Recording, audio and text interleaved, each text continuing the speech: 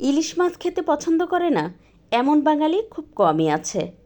বেশিরভাগ মানুষই ইলিশ মাছ খেতে অনেক বেশি পছন্দ করে। আচ্ছা, ইলিশ মাছ আপনি কিভাবে খেতে বেশি পছন্দ করেন? ভাজা নাকি রান্না? সাদা ভাত, খিচুড়ি, পোলাও নাকি পান্তা ভাতের সাথে কোনটা দিয়ে খেতে আপনার বেশি ভালো লাগে? কমেন্ট করে কিন্তু জানাবেন। তো দেখতেই পাচ্ছেন আমি কিন্তু এখানে 3 পিস ইলিশ মাছ নিয়েছি, আর ইলিশ মাছটা বেশ বড় সাইজের ছিল। এখন এর মধ্যে স্বাদমতো লবণ আর একটুখানি হলুদ গুঁড়া দিয়ে বেশ ভালোভাবে মেখে নেব।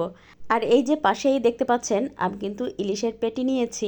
আসলে এটাকে কি বলে, আপনার এলাকায় এটার কি নামে আপনি ডেকে থাকেন সেটাও কিন্তু আমাকে জানাতে ভুলবেন না।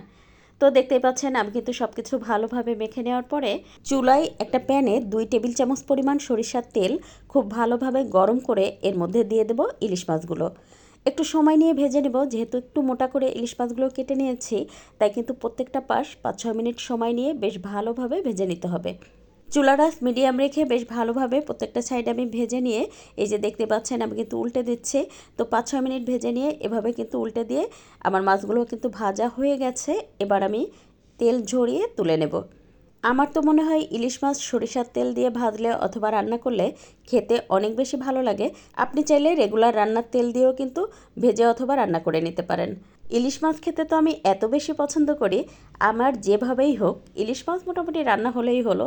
অল্প একটু ইলিশ মাছ দিয়েই কিন্তু আমি পুরো খাওয়া শেষ করে ফেলতে পারি। ইলিশ মাছ আমার এত পছন্দের মাছ। তো দেখতেই পাচ্ছেন এখানে কিন্তু ইলিশ মাছ যে পাত্রে আমি মেখে নিয়েছিলাম সেই পাত্রেই কাঁচামরিচ আর পেঁয়াজ কুচি দিয়ে ওই যে ইলিশ মাছের পেটি দিয়ে খুব ভালোভাবে লবণ হলুদ দিয়ে মেখে নিয়ে এখন ওই তেলের মধ্যেই দিয়ে তারপর বেশ ভালোভাবে ভেজে নিব। তো দেখতে পাচ্ছেন আমার কিন্তু এটাও বেশ ভালোভাবে ভেজে নেওয়া হয়ে গেছে। এবার ওই তেল সহই আমি একটা পাত্রে তুলে নিয়েছি। আর আজকের ইলিশ মাছ পরিবেশন করব পান্তা ভাতের সাথে।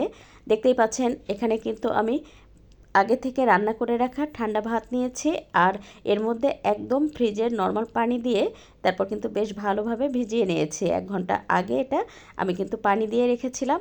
এখন খাওয়ার জন্য প্রস্তুত করা হচ্ছে। তো আসলে পান্তা ইলিশ খেতে তো আর পয়লা বৈশাখ লাগে না, গরমের সময় যে কোনো সময় কিন্তু পান্তা ভাত খাওয়া যায়। আর পান্তা ভাত খাওয়ার জন্যই যে ইলিশ মাছ লাগবে আমার কাছে কিন্তু সেরকমটা না। আমি মাঝে মধ্যে করলা ভাজি দিয়ে পান্তা ভাত খাই, আমার কাছে যে কী ভালো লাগে। কাঁচা পেঁয়াজ আর কাঁচামরিচ দিয়ে করলা ভাজি দিয়ে যখন মেখে খাই খুবই ভালো লাগে। আর ইলিশ মাছ দিয়ে পান্তা ভাত খাওয়া সেটা তো আসলে বিলাসিতার মতো, মাঝে মধ্যে এভাবে খাওয়া যায়।